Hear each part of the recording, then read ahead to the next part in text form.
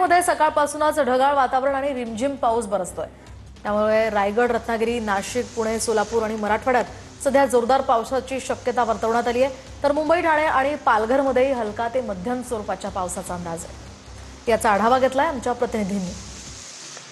मुंबईमध्ये सकाळपासूनच ढगाळ वातावरण असून रिमझिम पाऊस सुरू आहे। मी सध्या उभा आहे मरीन ड्राइव्ह परिसरात आणि आपण पाहू शकतो या ठिकाणी पावसाचा जोर हा वाढलेला पाहायला मिळत आहे।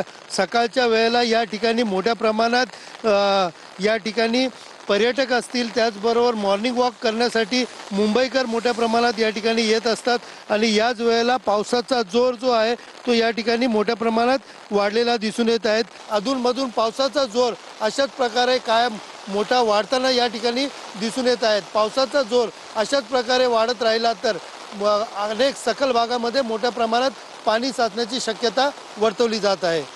कॅमेरा पर्सन कमलेश डोगरेसह सुनील जाधव, TV9 मराठी, मुंबई।